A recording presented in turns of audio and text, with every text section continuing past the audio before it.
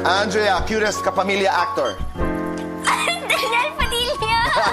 Francine. Andrea Brillantes at si Daniel Padilla. Ay, Na di umano uli ay nakarating sa kampo ni Catherine.